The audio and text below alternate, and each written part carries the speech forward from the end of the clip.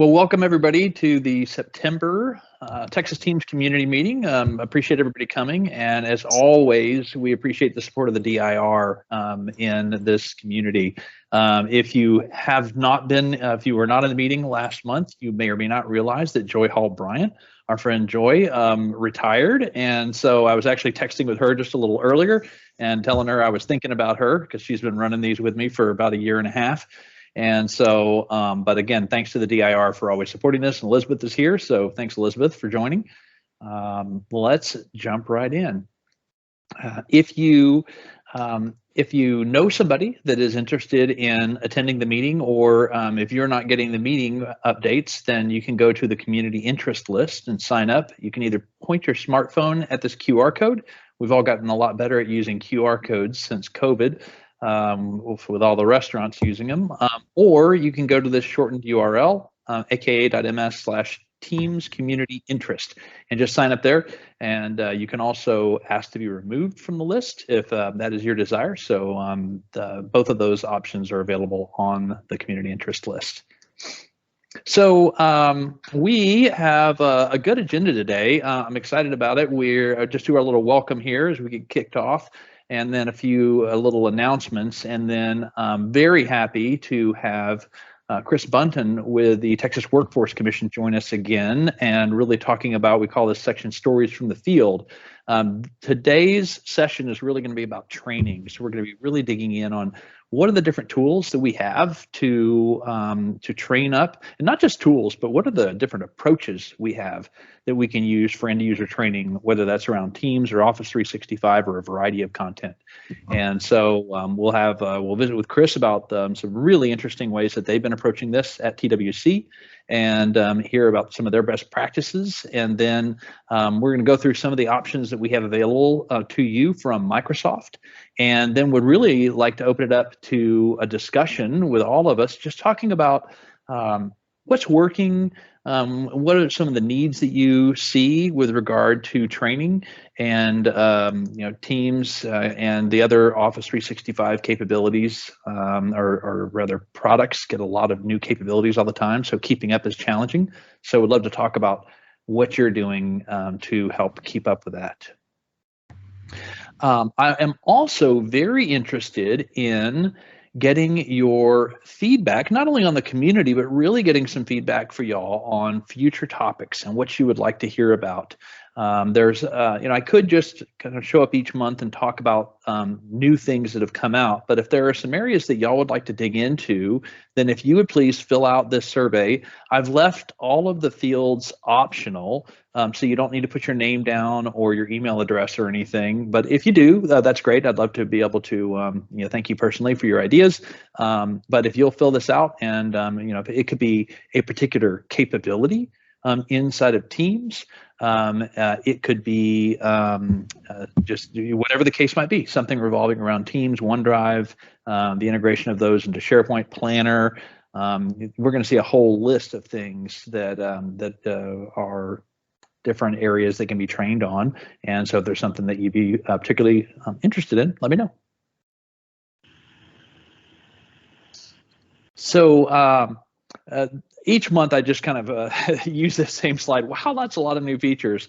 We have been working really hard on adding new capabilities to Teams. And so one of my team members, as I talk about each month, does an amazing job putting together this GCC focused. GCC stands for Government Community Cloud.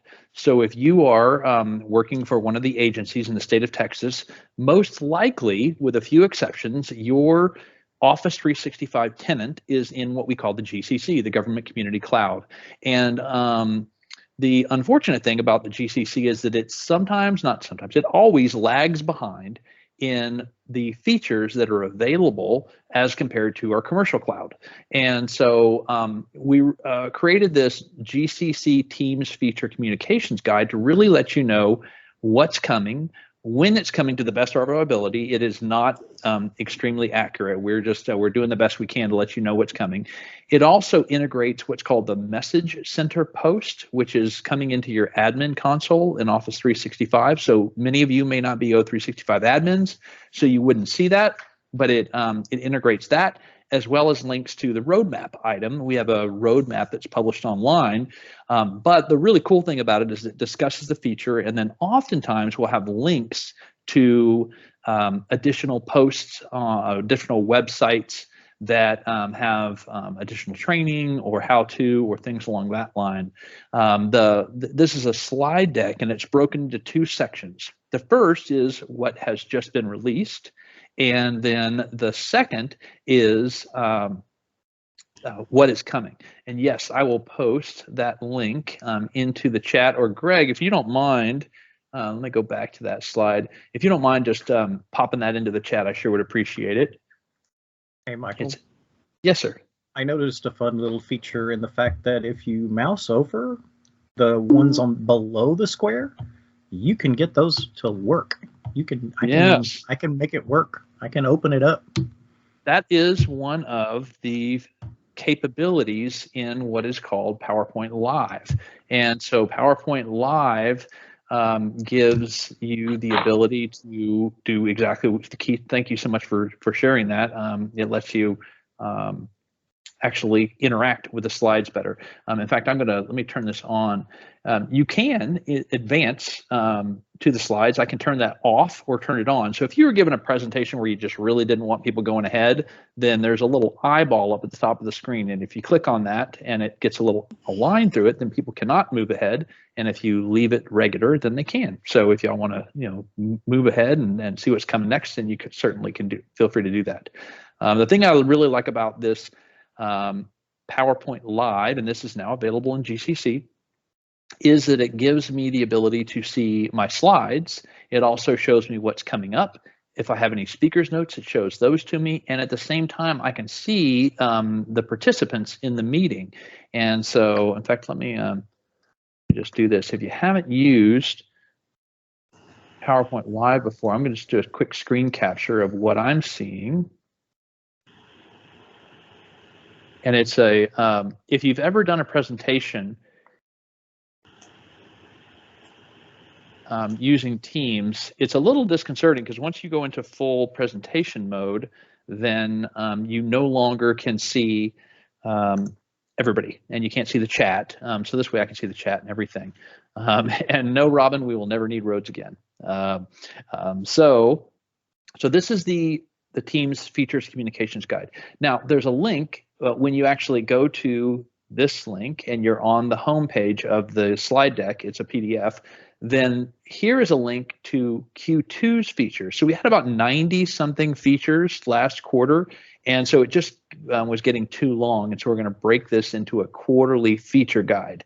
So if you want to go to the archive, you can go there, and as I said, it does have links to additional information. And so really good content there, and it was just updated I think 2 days ago, and so we update that about weekly. And again, please don't beat me up if the dates aren't correct. It's very difficult to get the timing correct. And even when, just so you understand the way this works, even when a feature is what we say released to GCC, that means it's starting to roll out through all of the tenants in the United States for Government Community Cloud. It will sometimes take about a month for it to go out to every single one. And if we find a bug as we get more and more people using it and we have to roll that back, then sometimes that delays it. So just so you kind of understand the process. Michael, do you see? Yeah, there you go. Yeah. Got your hand up?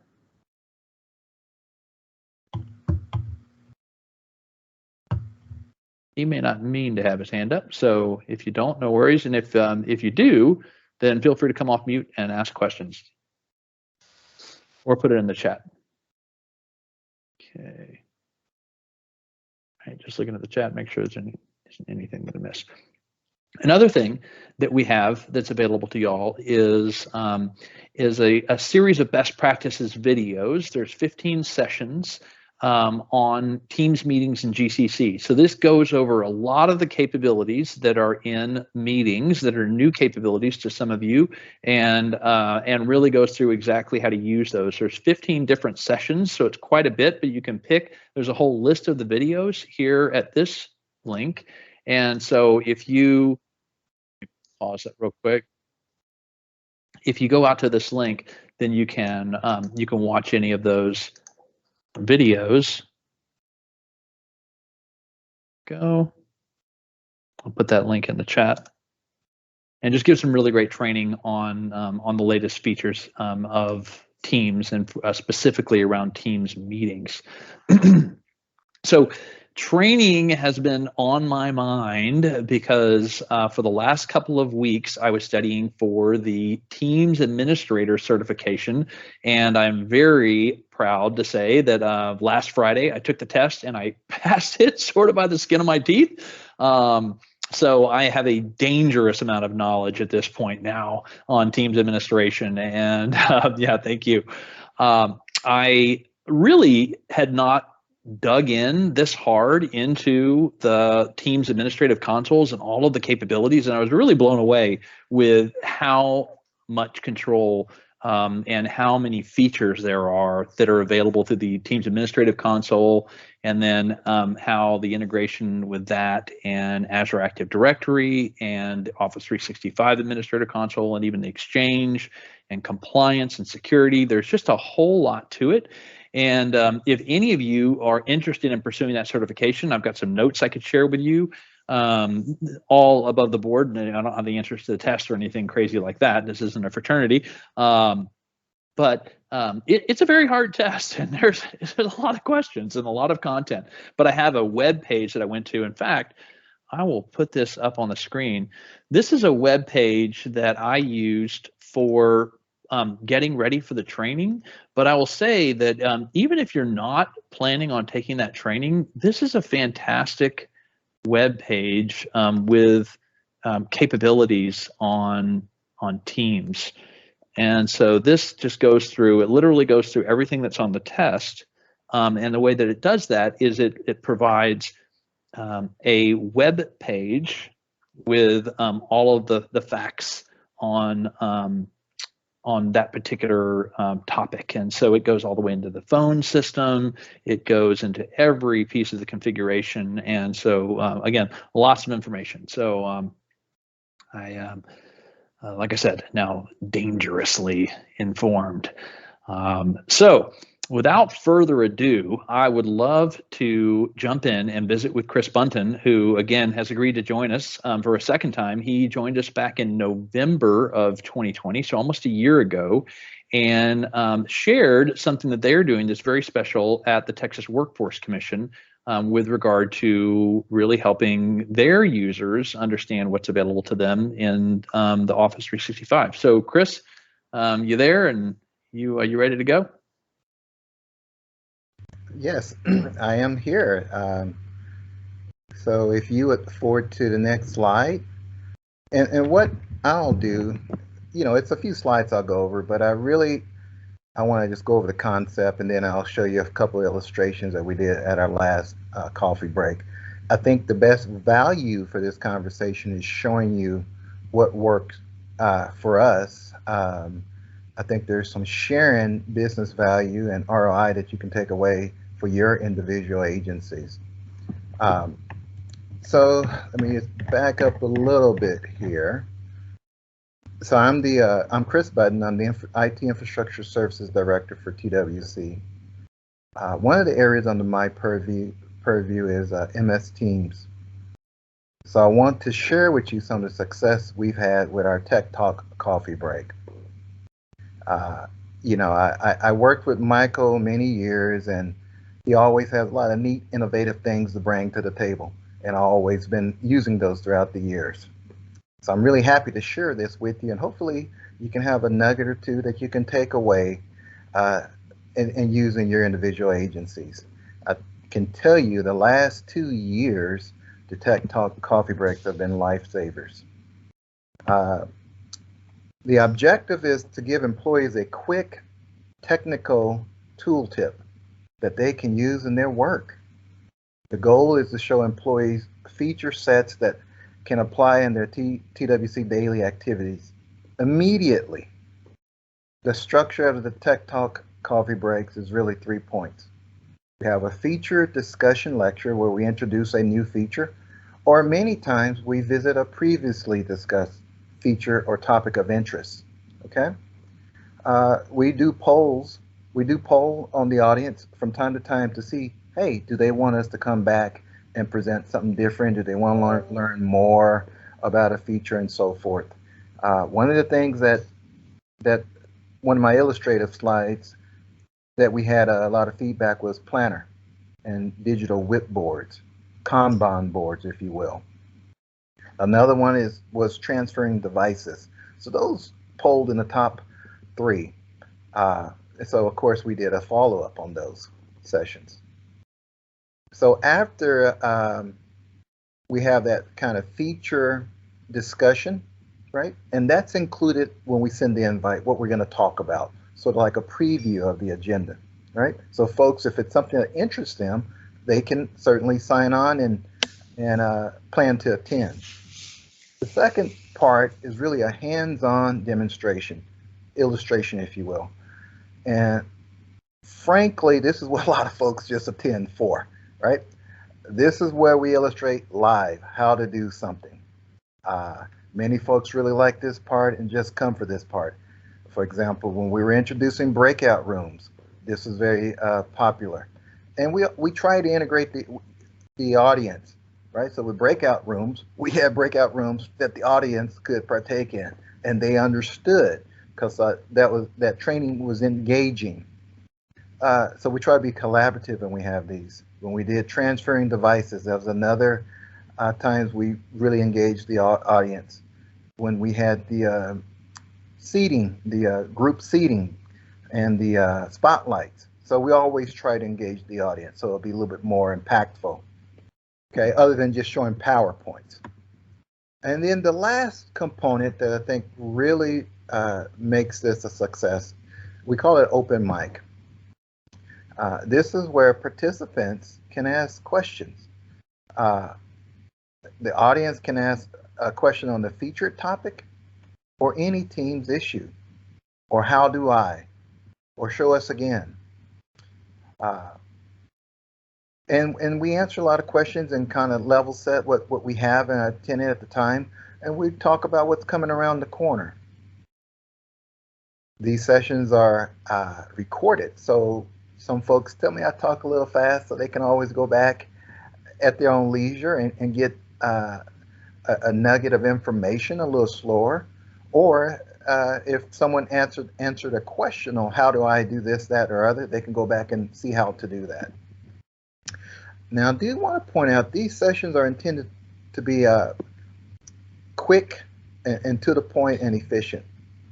They are not intended to replace formal trainings that tend to be a little longer, usually 4 hours or sometimes a day. These have their place, and we complement these trainings.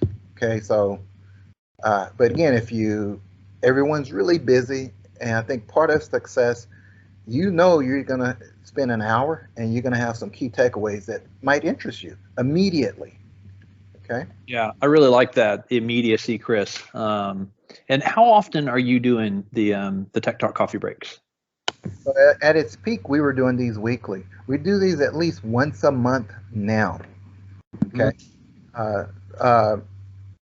In the summer months, at least once a month. We try to do them twice a month. But in the summer months, with vacations, and it was a little tougher to plan. They intended to be short, sweet, and to the point. We'll get you in and out in an hour, okay? And again, they're recorded, so you can always go back. So these sessions, I think part of the success is due to we have a Tiger team, a O365 Tiger team. That's a cross-functional team that's doing a great job.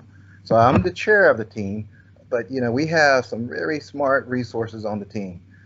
Kyle, Kyle Humphreys, he's our SharePoint expert, admin, and he brings a lot to the table. Henry Stewart and Andre De La Cruz, Microsoft experts. Charles, and we have a lot of fun. There's we have a little waiting list to be on the team, and we try to keep it around 10 or 11 because that's kind of the most. And we got the terms we issued so folks can join after 6 or 7 months. But to speak to that, how there's such an interest, we have a networking engineer, Charles Mass, who knows switching and routing well, but he's on the team. We have Elena Zachman, excuse me, Adult Education, Luke Elise. Elena's from the Commissioner's Office, right? Sarah Root, Ernesto from Fuentes, excuse me, Accessibility. We have Heather B, Bartholomew, and Linda Martin. So we have a lot of passion. They do a great job of helping putting these on. And since it's such a passionate group of cross-functional folks, there's not a lot of work to put these on, honestly. You know, it's shared.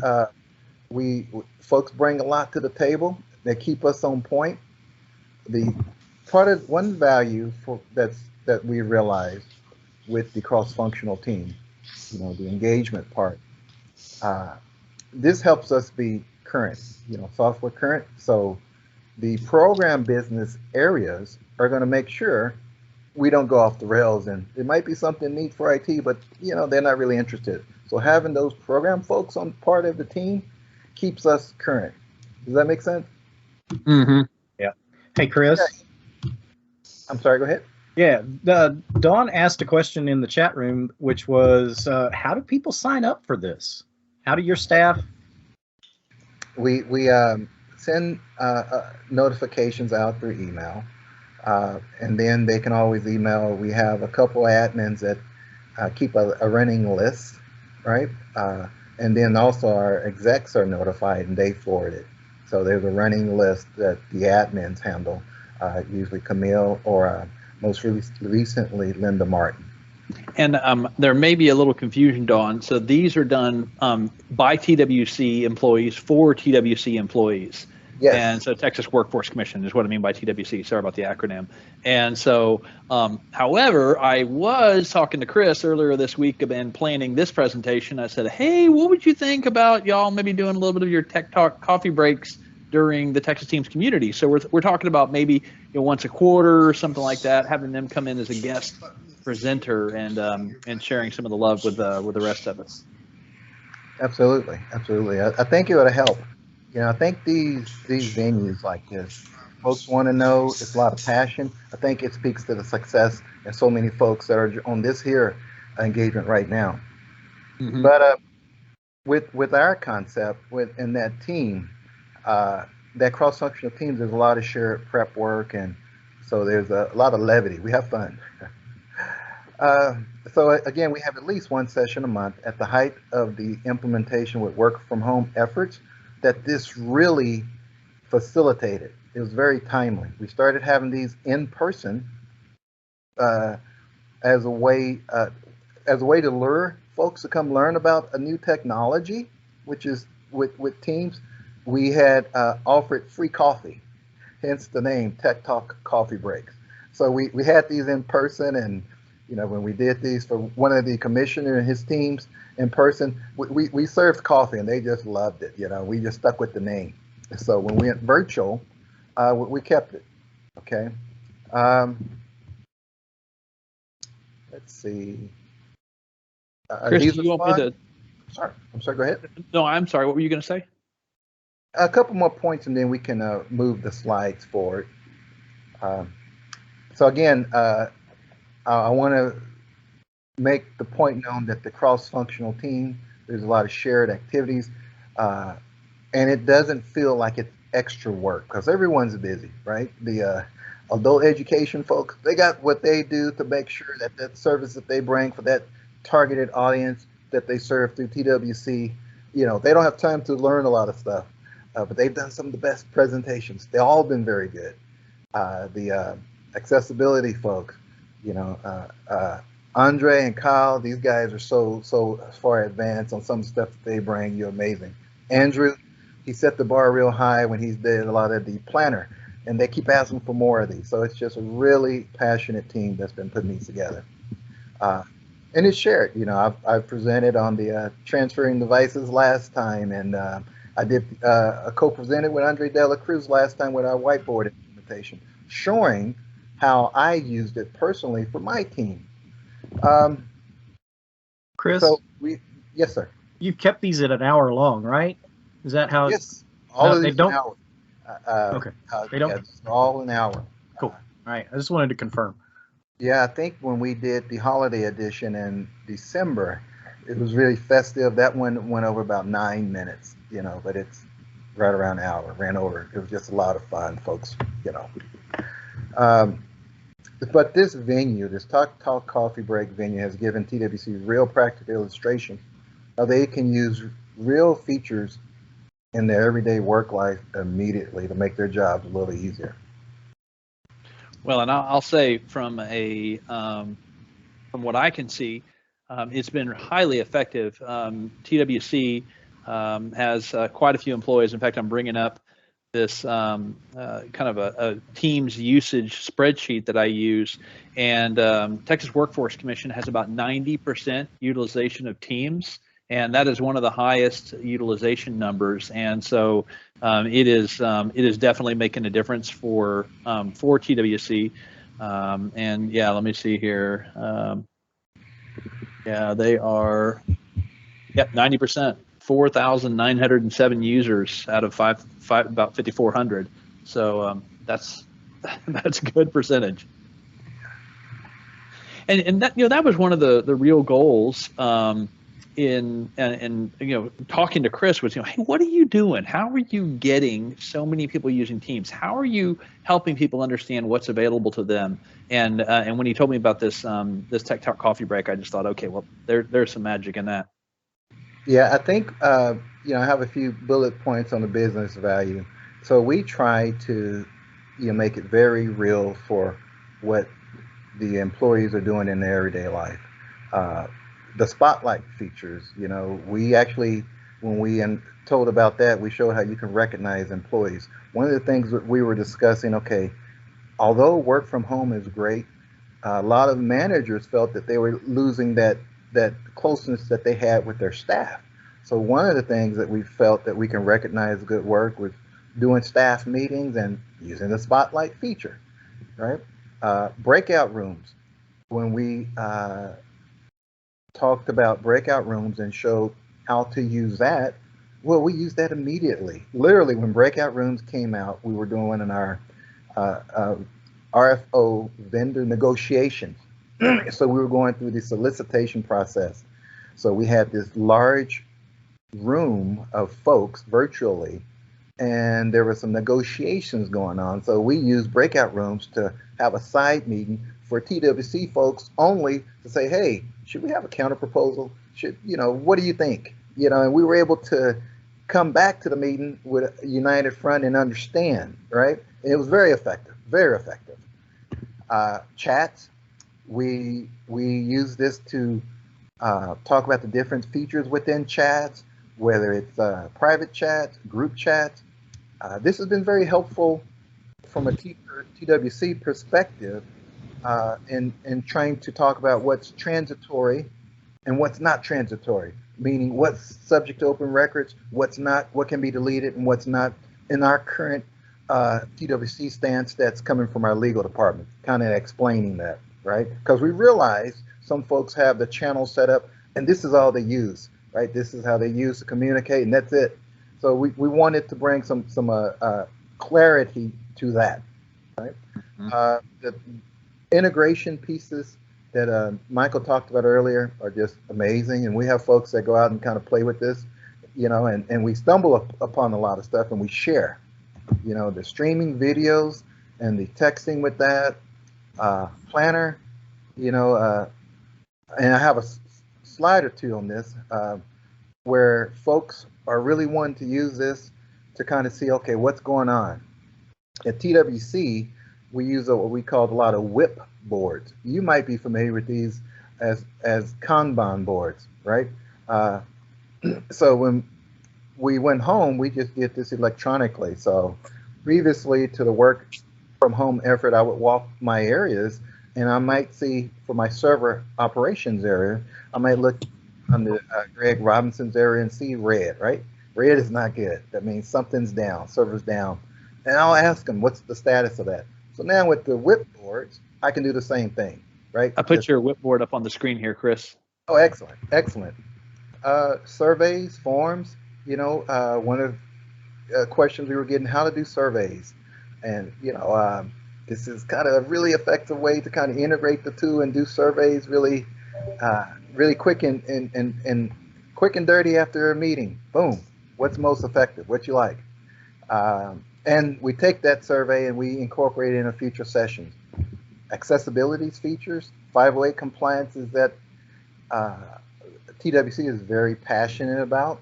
So we want to make sure that these features are 508 compliant and that we know how to get the best value out of them for our internal customers and external customers. And we share that.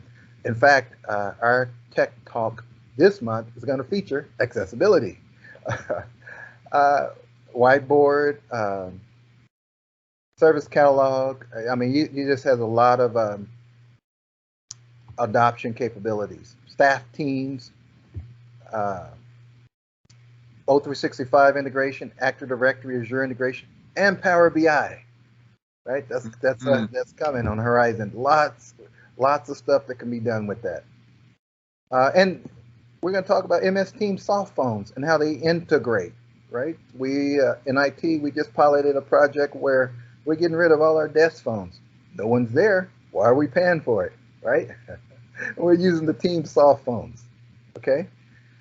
So let's see. Next slide. I can't see my slides. Where are we? You bet, Chris. Here we go. This is the kind of the organization where you're showing the different teams. Yeah. So organization here. I'm just looking at my different teams and what's going on, and you see some of the stuff we're working on, and you know, it's a nice clean view, and I can drill down in these and get more granular. Next slide.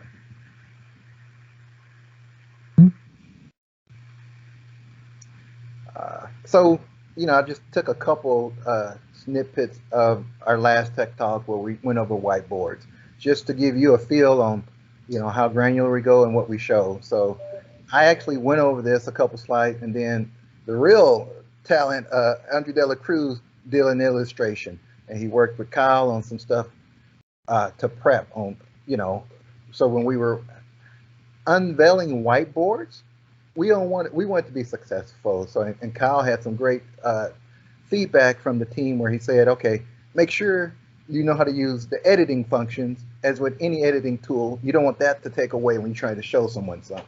So he had a couple best practices that we showed the team. But we also talked about the capabilities of whiteboard, brainstorming, which we use a lot, incident management, right? I don't know how your agency is, but we seem like we have our fair share of, you know, a little disruption sometimes with sometimes the maintenance doesn't go so well on the network and you have to kind of collaborate. And so we use these already internally, and we're sharing this with our DCS friends to let them use it as well. Problem solving, incident management, and so forth. Next slide.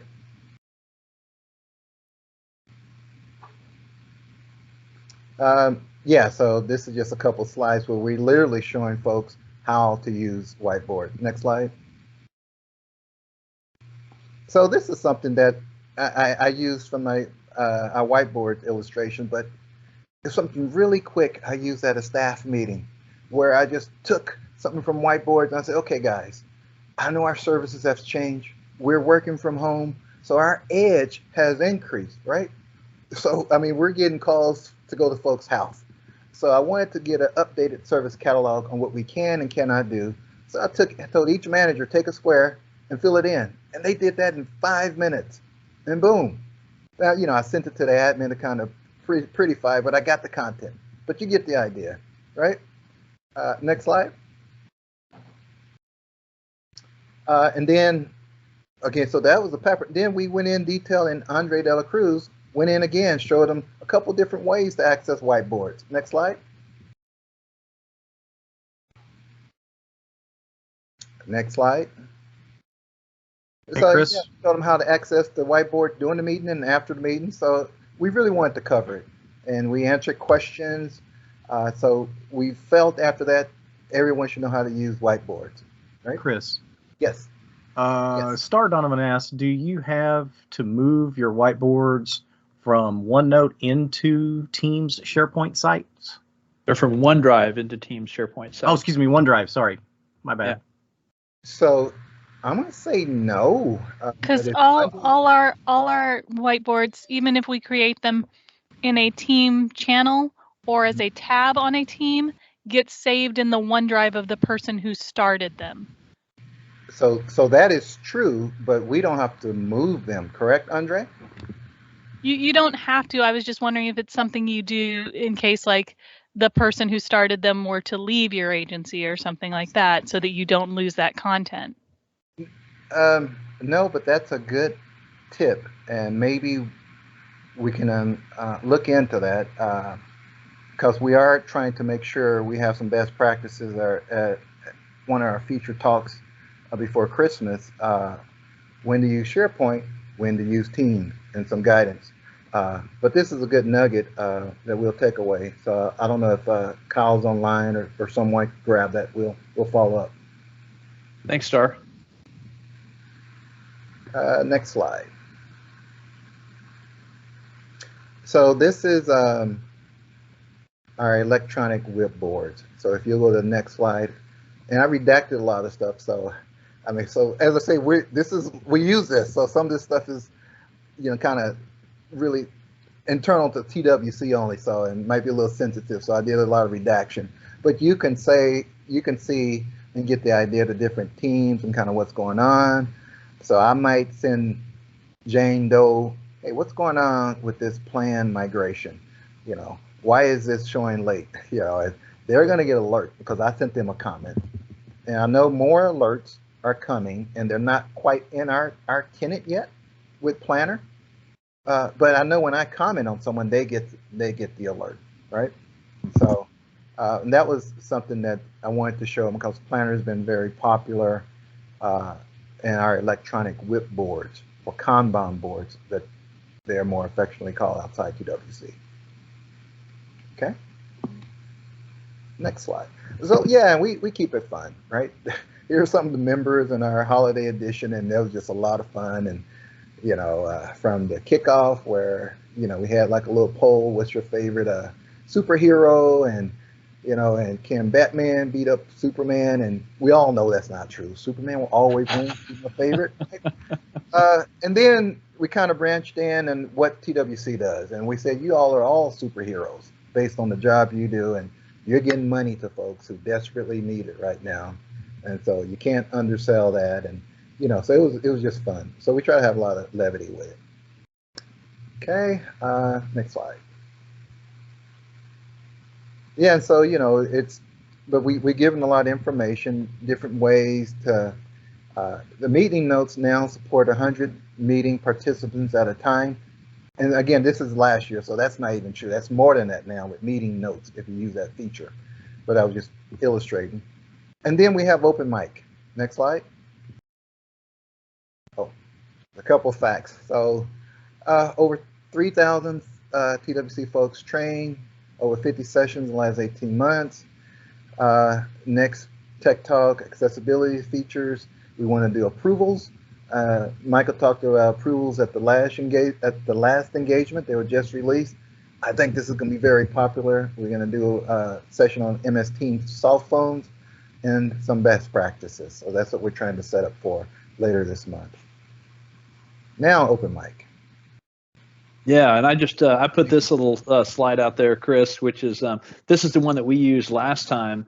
Yeah. Chris had provided some verbatims back from his leadership on what they thought about the Tech Talk coffee breaks. I just wanted to call some of those out because, again, this has really been recognized, his team's effort and the Tiger team's effort and all of these kind of cross-functional teams and what a great job that they're doing. So I thought that was really cool to get that kind of feedback and praise from their leadership.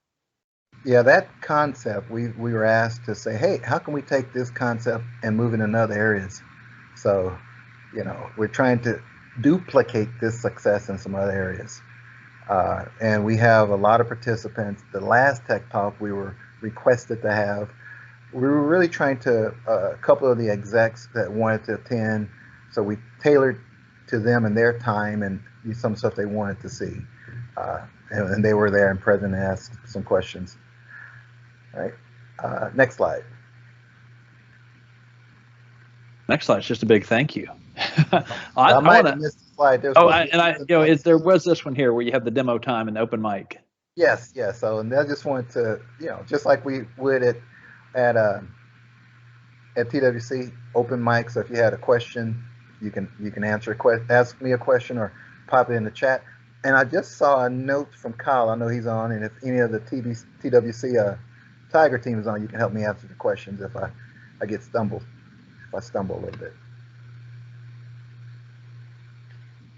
Any questions?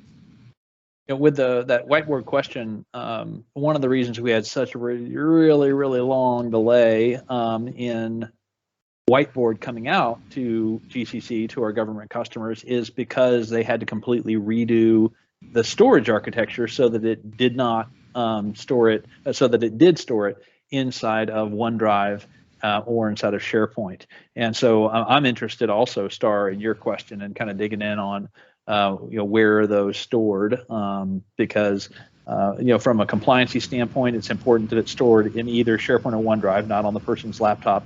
But to your point, if someone leaves, then how do we make sure that we can recover those whiteboards, or we can centralize the storage of those? Well, and it was just confusing because most other resources, if they're saved within the team, go to the Team Sharepoint. So when we made sure to specifically create these whiteboards in the team and they still went to the OneDrive, it was surprising. Yeah, and I'm seeing here, I'm looking at a support article, and it is saying what you're saying, which is that they are stored in the OneDrive of the person that starts the whiteboard. Right, and so the main ways that we had tried to create them in a team were either in a meeting that was a channel meeting, or as a tab within a channel, using the plus sign at the top of the channel to add tabs. And both ways it was specifically being tied to a specific channel. So I thought that I would go into the document library on the Team SharePoint for that channel, the folder that it makes for the individual channel, and find it there. And then, was surprised to see it was actually in my own OneDrive. Yeah, that's interesting. And I wonder if you moved it over to SharePoint, then it would break the link from, like if you had it in a previous meeting and you had the whiteboard at the top of the meeting and as one of the meeting assets, now you sort of, at the end of the meetings, you get that post meeting, you got the link at the top for the recording, and you have the link at the top for the whiteboards. But if you took it out of that person's personal OneDrive, then it would, I think, break that link. I think so too. I haven't tested it yet, but that was next on my list of things to try with it. So. And Michael and Star, what might be useful, maybe kind of next time or a feature session like this, we try it live and just kind of see.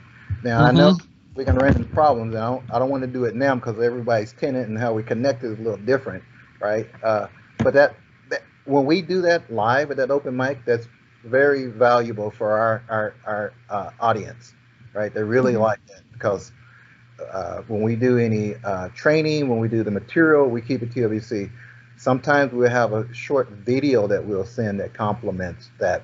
For example, where our soft phones, we did a 3-minute video, and it's all TWC stuff. So they're not going out on the web, and they're not going to have to, it won't be any security blocks or any proxy blocks or anything like that. So we're going to make sure they can do their work. So it's really familiar to that audience. So I would encourage maybe having a subset and offline, trying some of those Star, and we can see what's going on. I don't think ours is like that. Andre De La Cruz, if you're on, feel free to chime in, or you could send a private chat and we can talk about it a little later. I don't think that's how we have ours set up. Okay. Yeah, Kyle pinged back and said he'll bring the question up at their next Tiger team meeting. Oh, thank you, Kyle. And then there is the whole consideration of, GCC versus, I don't know if you guys are also a GCC tenant or not. We are. Oh, okay, good. But I know even within the GCC, there's not necessarily the same, just based on the rollouts. So, right. So that could be it. It could be a technical glitch as well. Yeah, Not and all, that's one of the things that I see sometimes, and it just kind of amazes me. Sometimes I'll have an agency and they'll be talking about, hey, this isn't working that way, and it literally is just sort of a glitch in their specific tenant, and then we create a support ticket and they go in and they fix it.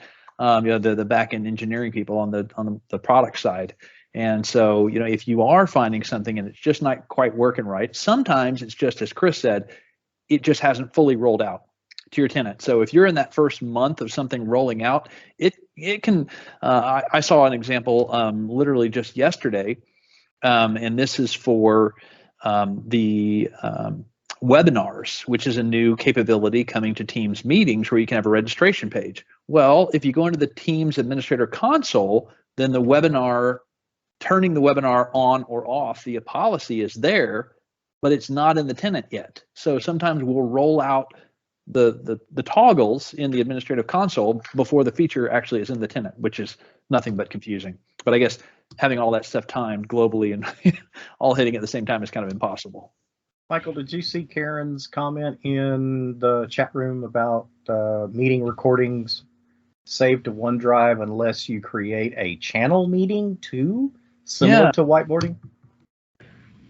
So Karen, are you saying that if it says okay, yes, you're right. I got you. Yes, meeting recordings, when if you schedule a meeting as an individual and you're the organizer and you send it out, when you record the meeting, it is saved to your OneDrive.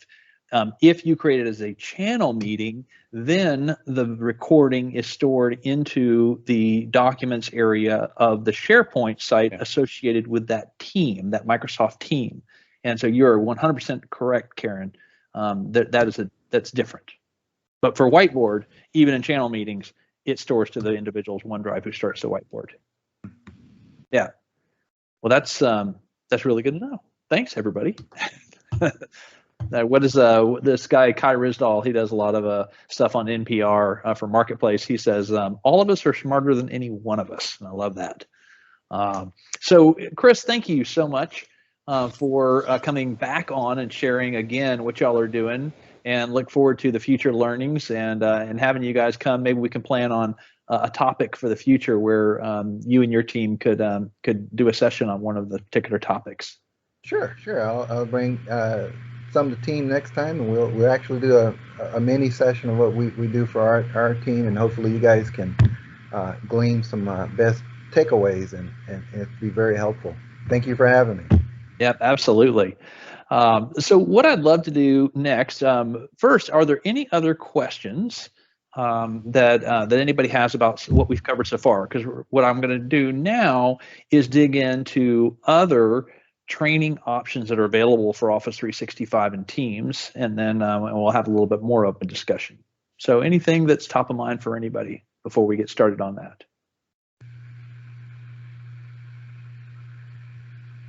All right, let's jump right in. So I've had a couple of questions.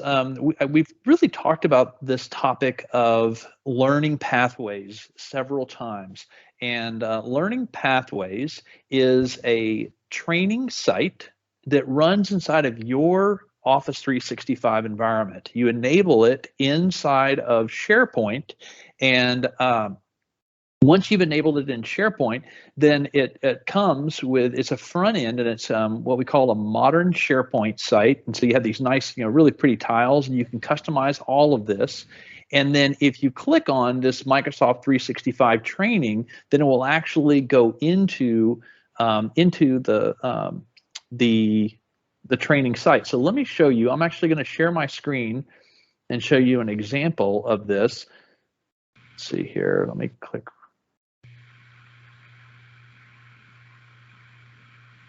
There we go.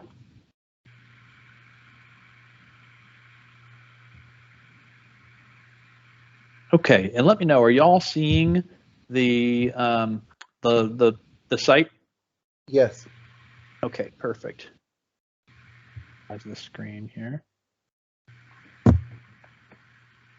Okay, now I'll change this little view so you're seeing kind of the whole thing.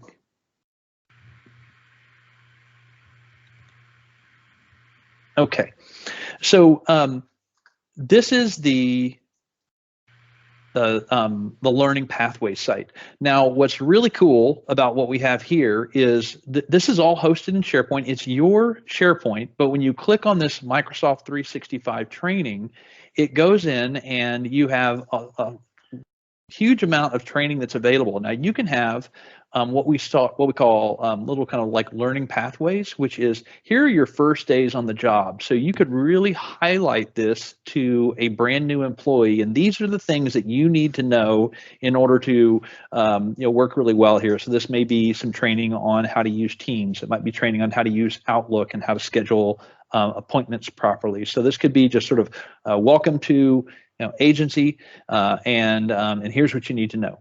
And then you can have different scenarios like hybrid work. Maybe these are some of the best practices around having a meeting that is a hybrid meeting where some people are going to be on premises and some people are going to be remote. And then you have all of the different products that are part of Office 365, and all of these trainings are created by Microsoft. They're hosted by Microsoft, but you have a front end that runs in your SharePoint environment. And the cool thing about that, if I click on like Microsoft Teams, here's all this Teams training content. And again, you don't have to create any of this. All of this is made for you. And if I go in to the administrator page, now normally someone who logs in would not see this gear. This is when you're logged in as an administrator, which I am. And so if you click on the gear, then it gives you the ability to go in and customize what's available. And so if we go in here and let's just say that for some reason, okay, here's a good example. Maybe y'all don't use Yammer. And so all you have to do to enable or disable content in learning pathways is click on the little eyeball, and it turns on the that topic on or off.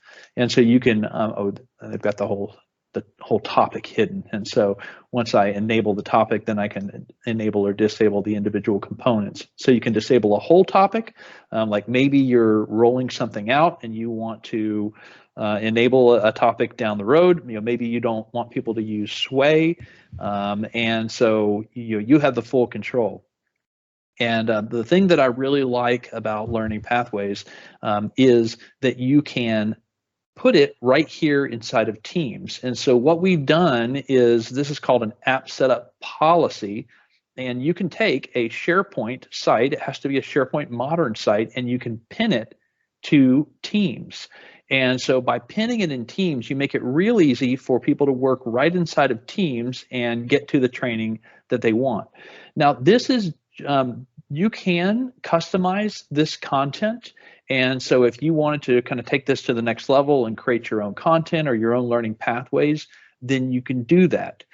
However, this is not, so learning pathways is not a learning management system.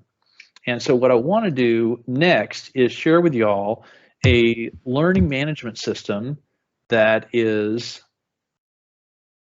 I had been hearing about because one of our customers owns this.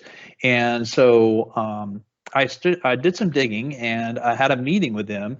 And let me go to that slide real quick here. And this is a system. Let's see, here we go. This is a system called LMS 365. And so if you are at the customer that owns this, or if you're, we may have multiple customers that own this, then you feel free to speak up or not.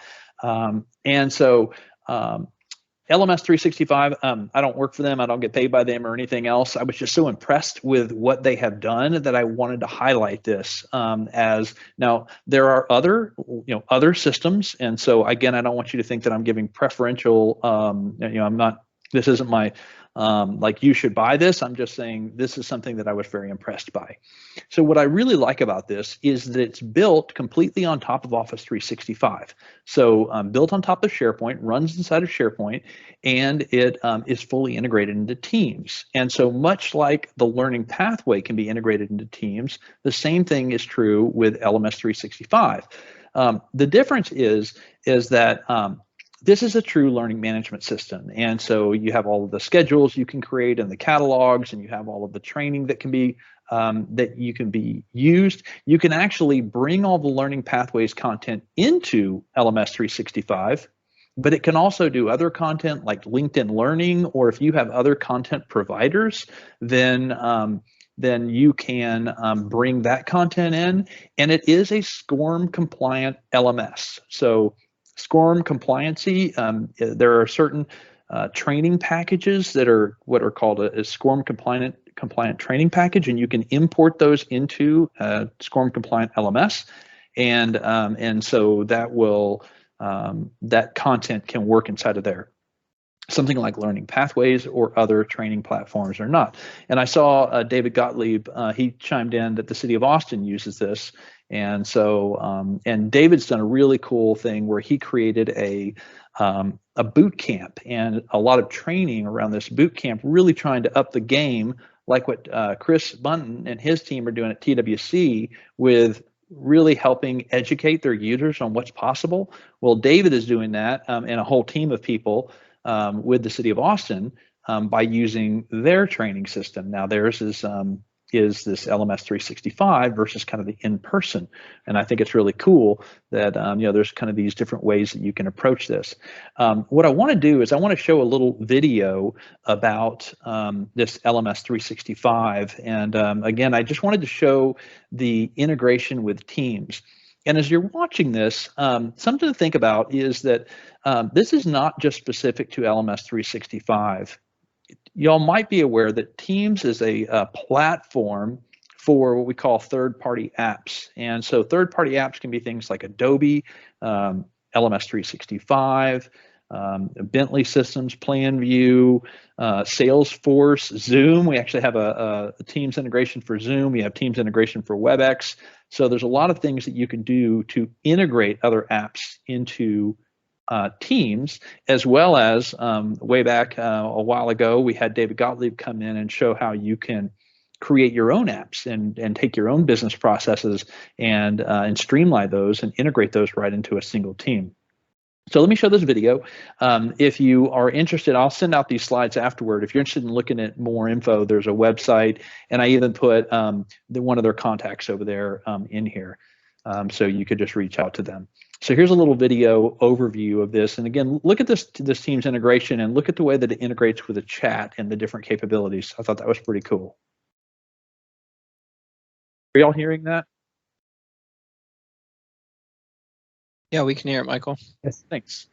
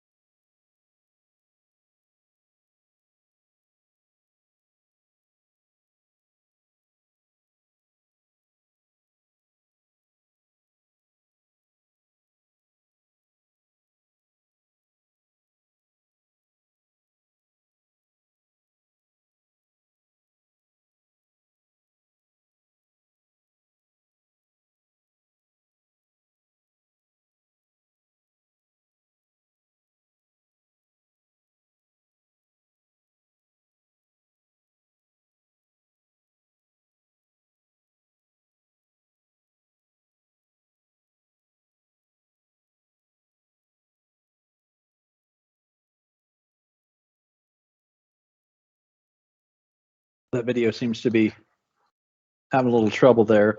And Jose posted that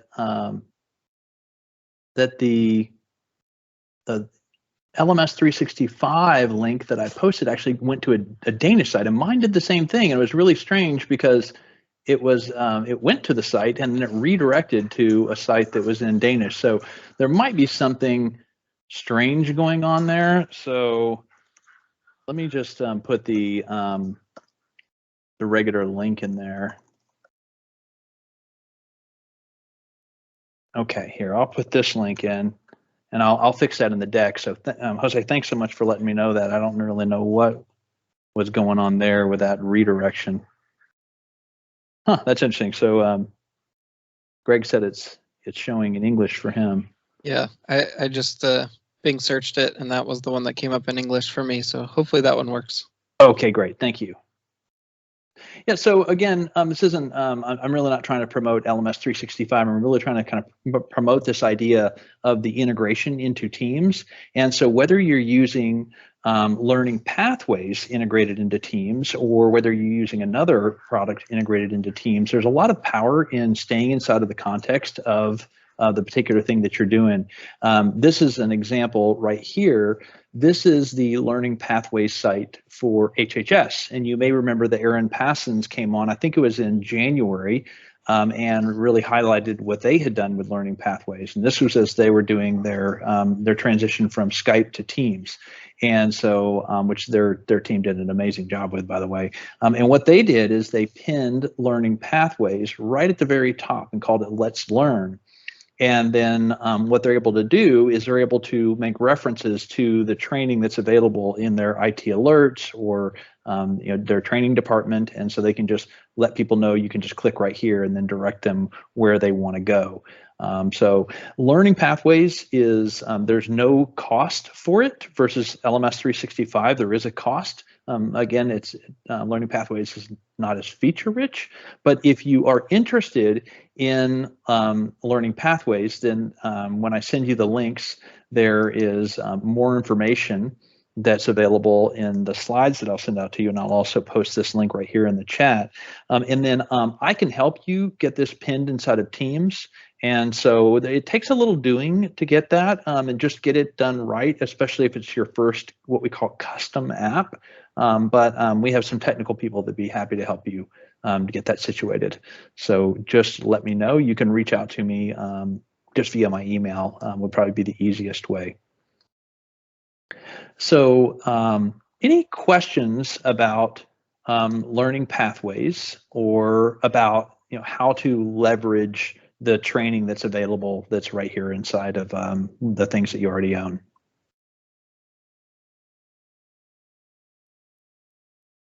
I know there's some questions here in the chat.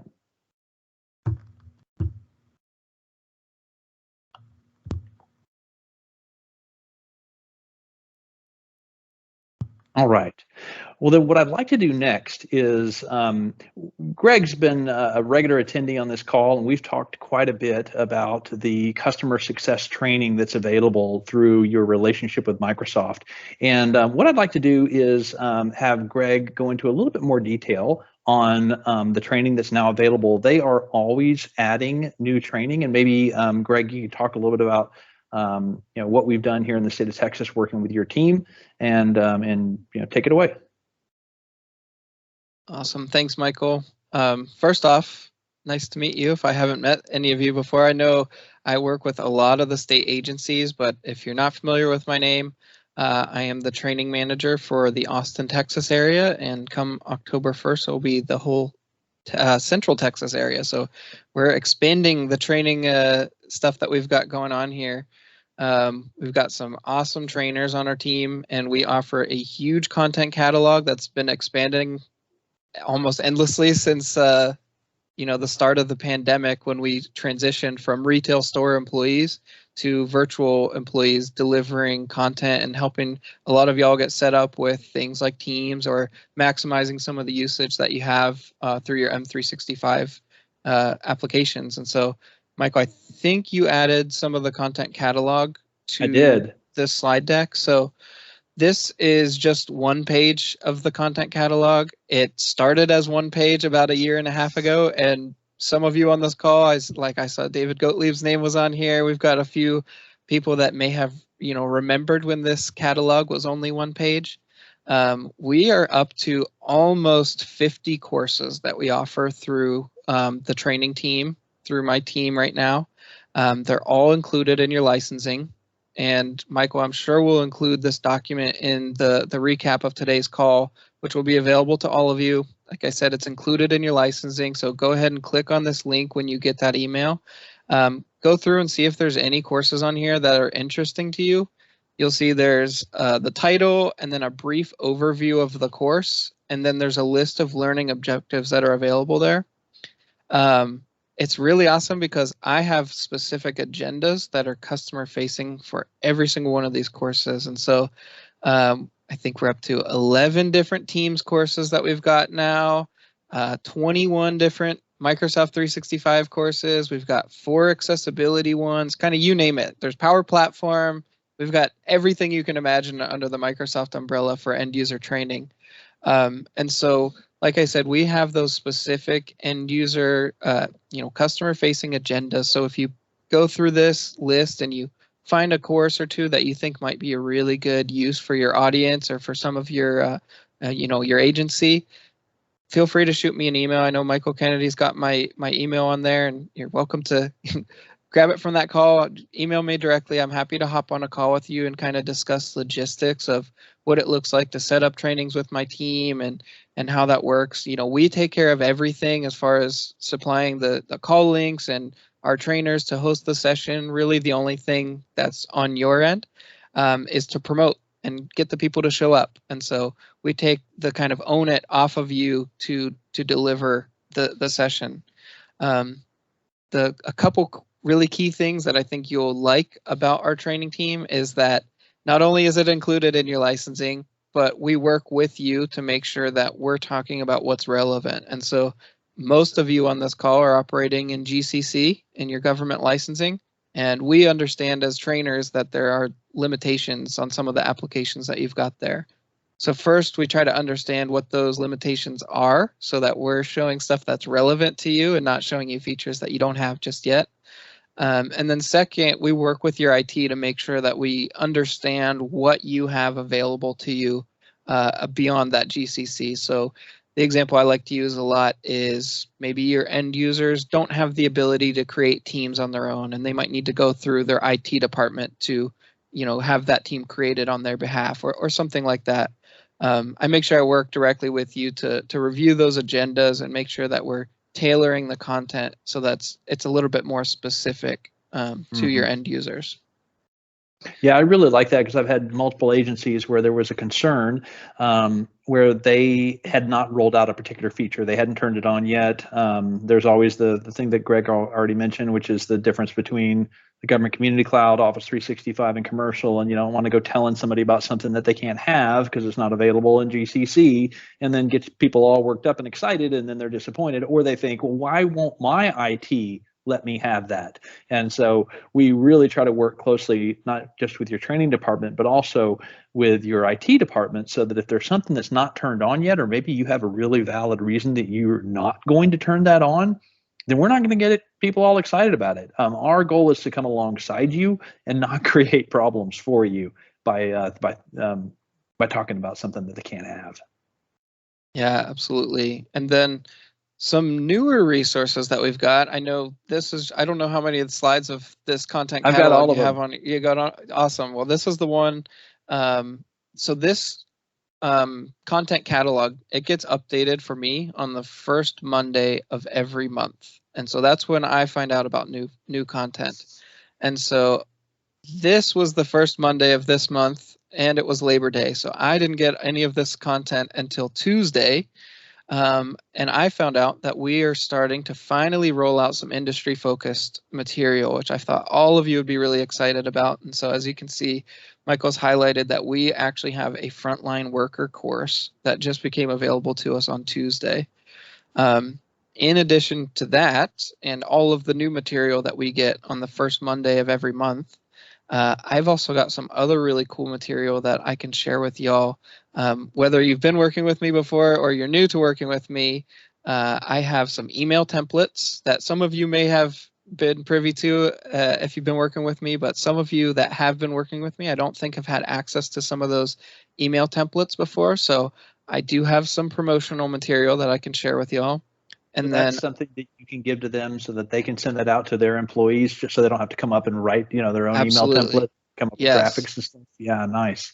Yes, and then the other thing, which I know everyone's going to have a cheering roar about, which we've been asking for a while, is continued learning resources. And so I have a document that I can share with my contact at whichever agency I'm working with for continued learning resources for whichever course we're teaching out. And there's some really great links in there for folks that want to do some self-learning beyond the course that we train out.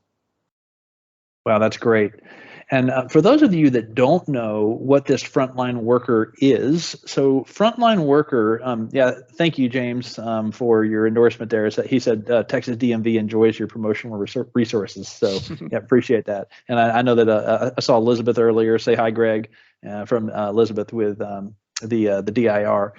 And Awesome. so the frontline worker, we call a frontline worker someone who doesn't really sit at their desk. They don't have a computer that they go and work on.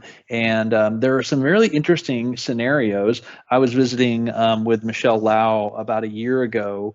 She's with the Austin airport.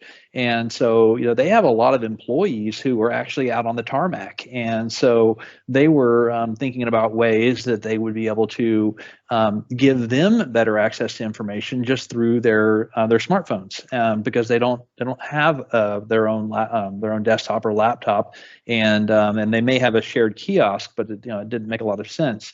And so what we can go through in this frontline worker scenario is how do we use things like shifts, which is a kind of a shift management system that is included with Office 365 that you can use for scheduling shifts, gives employees the ability to trade shifts if you want them to be able to do that, gives the manager the ability to send information about that particular shift, tasks that need to be done during that.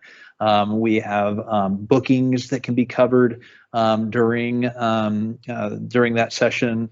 You can either make it focused towards the managers of the frontline workers or toward the frontline workers on how they actually use it, which I thought was also super cool, because you kind of have this a la carte agenda, as Greg mentioned, that you can check different things off of that you would want to include in a particular session. And you could have a session for managers, and then you could have a session for the employees that would be completely different. Greg, I know I'm covering a lot of your stuff. I hope I haven't said anything that's incorrect so far. That is completely true. This is the most unique course that we offer right now, and I think, based off feedback that we've been getting to provide this one, and I so far have been really liking the agenda and the PowerPoint presentation materials that we've been given. So I think we'll start to see a lot more of these industry-focused type sessions. Yeah, and if you're not familiar, so Teams, when you roll it out, you can set up what's called an app policy, not an app policy, but a policy that is applied to different users. And so there is a policy called Frontline Worker. And so instead of seeing the icons that you would normally see in Teams, you would see specific icons that you have configured for your frontline workers. And so it's a very powerful way to use the same thing that you already own, the same platform, but then be able to leverage it for part of your workforce that may not feel nearly as supported from an IT standpoint or from a tech standpoint. And then you can also do things like integrate it into Kronos if you're using Kronos as your like part of your HR system. We have the ability to integrate with things like Workday, if you're using that for HR, or ServiceNow.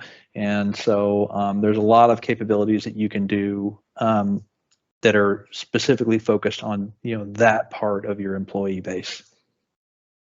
So Greg, I'm noticing here also the accessibility content. I love that y'all have these 4 different courses One is just kind of all up at creating accessible content, and then you have specific courses depending on the type of accessibility challenge that somebody has. Yeah, they're really unique because each of these kind of goes into the Windows settings and some of the Microsoft 365 application settings. So these sessions aren't just tied to one application. So some of the Microsoft 365 courses that we offer, such as PowerPoint or Word or Excel, might have a few accessibility little nuggets tied into some of the training that we have, but these are kind of all up accessibility and what you can do with, Microsoft platform as a whole. So I know we talk a little bit about, I think, Windows 10, the applications. I know we dive into Teams, and then I think we might even show a little bit of Edge stuff in there and how you can manipulate some of that, the accessibility options within everything. It's not just a one-stop shop. It's kind of everything in the Microsoft Sun on some of those accessibility courses. Yeah, I know that a lot of agencies have an accessibility coordinator. Thank you, Elizabeth, also a kind of endorsement on the accessibility courses, so thank you. If you have an accessibility coordinator, then feel free to either put them in contact with me or both Greg and myself. We work really closely together, just making sure that he's great because I can kind of say, hey, Greg, can you contact so-and-so, and he just runs with it. But I'm happy to be an intermediary. So if you want to introduce me to your accessibility coordinator or Greg directly, then we'd be happy to work with them. So there are some other, as Greg mentioned, there's Power Platform courses, Power Apps, Power Automate, Microsoft Virtual Agents, Microsoft Power BI, that's a level 100 and a level 200. And so there are integrations directly into Teams for Power BI, so some really interesting scenarios that we can take care of with that. And then also some of the more traditional applications like Excel and Word, OneDrive, and then again, some of the newer things like bookings and forms and lists. So huge catalog. I'm a big fan, as you can tell. Yeah, and while we're on this page, I know we're going to be quite a ways out for most of the people on this call, but the Windows 11 course will definitely be coming alongside the launch of Windows 11. So when that does come, be excited for that one. And did I hear correctly? Is it coming in November of this year? October 5th. October 5th. Wow. Yes, very soon. Okay. Brand new version of Windows. It's been a while since we've had one of those. And so again, this is the second to last page. So SharePoint training, there's project for the web training. And then the last is stream and tasks and to do, whiteboard. Greg and his team, was it Ray? Yeah, Ray yes. Gave the training last month on whiteboard. So if you missed it, missed that, then you can take a look at the recording of our session for last month. And then the last thing, Greg, thank you so much for absolutely. sharing all of that. And thanks for having us. And I know we've beat this horse, to use the cliche. It's included with your subscription. It's a word we're not supposed to use, also known as free. And so, but we just want to make sure that you guys get benefit from that. This is one last thing. So if you are working with your CSAM, they used to be called TAMs, then there is also a training portal that's available through your unified support contract. This is a little bit more, there's a lot of like admin training and then all kinds of technical training that is part of this. So this is different than the training that is more end user focused that Greg and his team take care of and that Learning Pathways has. This is more for your IT groups. So if you are interested in that, then you really need to go through your Unified Support CSAM. So if you don't know who that person is and this is something that you need, then feel free to reach out to me. And then I can put you in contact with the right person so we can make sure that your IT group has access to this portal. I'm sure that they already do, but for some reason, if they didn't, then we can help you get that. And then the last slide I just wanted to put back up is this future topic survey. So would again love to get your feedback. I did get a few thumbs up on Power BI and having that as a future topic and the integration of Teams. Thank that's all the scheduled content and all the slides. We had a lot of slides today, so thank you for living through Death by PowerPoint. Let's just open it up. Would love to hear from anybody about what you're doing inside of your agency that you feel is really being effective on helping your users learn more about the software you have. Anybody want to come off of mute and share something?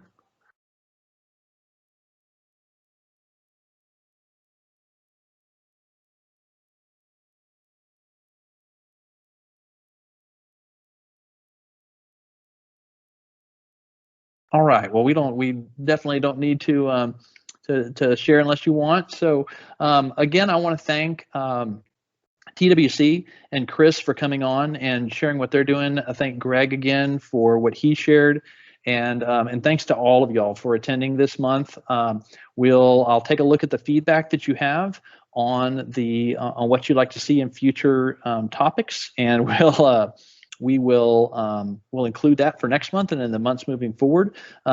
Please fill out the survey. Let us know what we're doing well and where we can make improvements. We're always wanting to take it to the next level.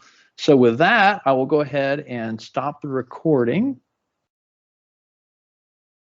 And we'll give everybody a little bit of time back.